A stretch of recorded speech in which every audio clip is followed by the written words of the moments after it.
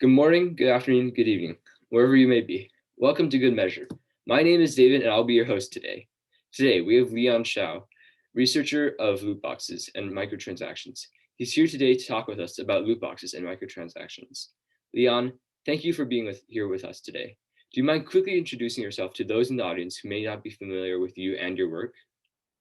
Yeah, sure. So my name's Leon.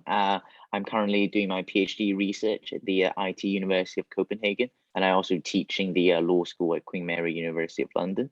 My research is generally in the regulation of video games, and one of the more prominent issues there is with loot boxes, which is why I've been working on loot boxes lately. Mm-hmm. And so it's been almost 2 whole years since your first research article and also the most cited article of yours on the issue of loot box of problem gambling. What has kept you on this issue and why is it such a big up and coming issue for the digital age? Okay, so I think about 2 or 3 years ago is when the issue is initially entering into the public debate. I think at that time most people probably didn't know about the problem, Mhm. if we call it a problem. Yeah. Um, but at the time it was very much about telling people about what the issue was, how we might approach it. But even though a couple of years have passed, not Mhm. very much have really happened in terms of Yeah. regulation or in terms of industry Mhm. change, in my opinion. So since then, I've been looking into exactly how some of the regulation have worked, Mhm. rather than just merely identifying, hi guys, this is a problem that we need to look at. Mhm. And in terms of like the legislation that has been actually passed, in the last few years, we actually have seen an increase in politicians and legislation directed at this issue in certain Asian countries, such as China, Japan, with like with the banning and outlaw of kumpu gacha in Japan. How do you think this has affected microtransactions, and doesn't even affect businesses? I know that China enforces drop rate disclosure, but there are many caveats that companies can do to work around them. So what was the question? So how do you think this will affect microtransactions in those regions with that have legislature in them, such as China, that enforce like drop rate Right. disclosures or something like that? Right. Okay. So, in terms of China, I think I better just speak about China because I'm Hmm. not quite sure about the compliance situation with the Japanese regulations. But Hmm. in China, what we found was games containing boxes, 95.6%. So that's nearly every company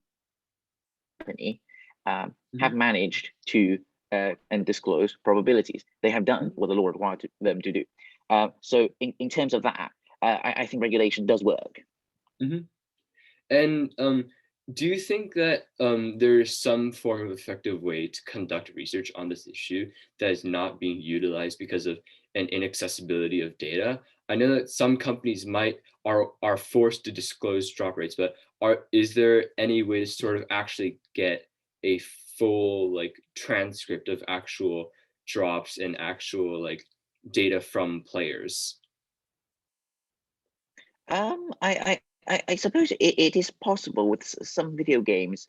They have implemented things where you can go back and check what your own purchasing history has been Mhm. like. So potentially you could Mhm. crowdsource and get a lot of players involved in a project where you get them to send you screenshots of their Mhm. purchase pages. But I think that is really quite a big project, and it's going to rely on people. You have to trust them to only submit truthful Mhm. screenshots. You have to trust them not to submit duplicate screenshots. I think it's practically going to be quite difficult to be done. I think the best way to really get the data is to go and ask the companies to uh, give you the data. But of Mhm. course, I've tried doing that, and it's not being Yeah. very successful. Which I think comes back to the question of whether or not there might Mhm. be a problem. If Yeah. there is no problem, Mhm. why is the data not being Yeah. published? Mhm. And do you think this industry has the potential to unlock unanswered questions in the Asian market? So let's say we did get certain data points and and actually see how players' transaction histories have been affected over time periods where legislature has been implemented. Do you think this might be able to answer unanswered questions if legislation actually has the probability, a possibility to impact how players view loot boxes? Do you mean in terms of will player change how they spend money, Yeah, or yeah. How I think absolutely it's possible. If you collect data before regulation comes in, uh, let the regulation come in, and after a while after that, you collect data again from the same set of participants. Then yes, you might be able to see more of how the regulation has affected players' spending behavior. But I think one problem that has been a, a slight issue with the Chinese regulation is Mhm, they're coming in really unexpectedly. mhm, The government don't tell you ahead of time that it's going to come in. mhm, So it is now actually not possible to go back and collect data from before the regulations came into mhm, force. For example, with some of the restrictions on how much children can spend on video games, how much time they can spend on video games. We wouldn't have data from before because we didn't know that the yeah, regulations are coming in. So now mhm, we only have what happened after. But of course, you could try to compare what has happened in China afterwards with data from another country now, where no regulations come into force. Potentially, you can do that, but then of course you can't prove that there was cause. mhm. And so, there have been many attempts to sort of crowdsource data. And do you think that users of Reddit and other social media platforms are actually a reliable source for conducting large scale surveys, or is there going to be a necessity if you use such platforms to to go go into the data and make sure that all outliers or little exceptions or yeah, to make sure that the exceptions or um, outliers within the data are not included within certain data sets that are crowdsourced.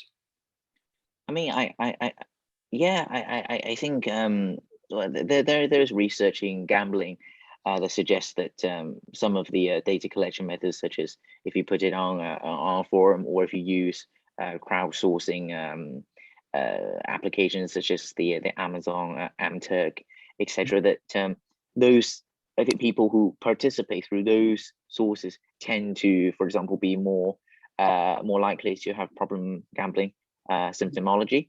Mhm, So they might not reflect necessarily what the general population is doing, but I think the existing research that has been done has looked at what might be potential nuisance responding, what might be outliers, and they've tried their best to make the data as good mhm, as it can be. And really, I don't think there are any other options to doing this research mhm, at this moment. It's either through Reddit or some other forum, or you recruit a panel with mhm. one of the Amtech, etc. So this is the best we can get. I think it's good enough Yeah. for uh, what the conclusions have drawn. But Mhm, of course, more could be done. You know, we could consider what the situation is like in other countries. mhm, Really, what we know now is just what it is like in mhm. Western, Yeah. amongst Western video game players. So, what might, for example, Brazilian video game players experience loot boxes? Mhm, We don't know. It might well be different. mhm. And so nowadays with like the metaverse and NFT sort of blowing up and becoming more and more mainstream, how important do you think it is for governments to sort of jump on this issue and go forth and begin to start drafting up legislature to regulate loot boxes and random reward mechanics? What do you mean between the connection between loot boxes and Because the metaverse, etc.? because now there are many like digital tokens that have real world value right now. Do you think there's Right. a danger to implementing these tokens into loot boxes? And if they actually do get implemented, how important is it for governments to sort of regulate them? The thing is, if you actually put, say, bitcoins into your loot boxes, Mhm, just as an example, if you do that, that is automatically gambling in most countries. So mhm, existing law actually would already cover it. yeah, You wouldn't have the same problem that you have with most loot boxes, mhm, where most of them do not fall within what the law or the existing law is able to regulate. That situation actually wouldn't happen if you involve things like Bitcoin. So I actually think that if those things are involved, it actually becomes not a problem because the existing law is able to address those issues. For example, you can use fraud, other crimes. Those might cover what might happen if actual money is involved. So it might be less of a concern than one might think. And for crowdsourcing data, just to go back on that, there have been actual websites that from the Genshin community that actually collect data from players using the history mechanic. Do you think that kind of data is usable? Because in the community there have been it seems that there's it's hard to determine the actual like jump in spikes of uses of loot boxes because of certain popularities of characters on certain banners. But do you think the data on there might actually be useful for researchers?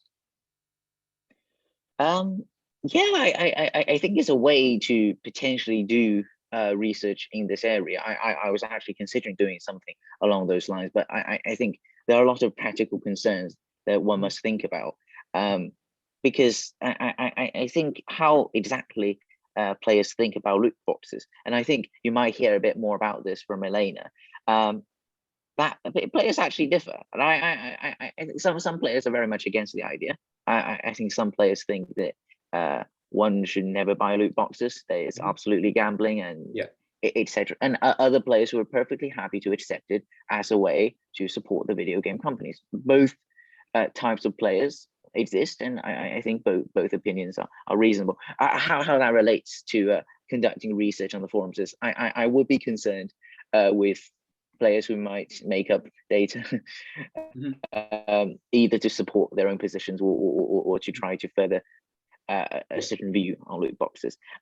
It's a way to do it, and in the absence of any other better way to do it, I think it's perfectly acceptable. But if someone does it, they obviously need to recognize the possibility of the data being potentially problematic. All right, well, that's it for the questions I have. Do you actually have any questions for me or anything you would like to shout out and tell to the audience? No, I don't think so. Yes, I think that's everything I really wanted to say. All right, sweet. Well, thank you. Great, thank you very much. Bye bye.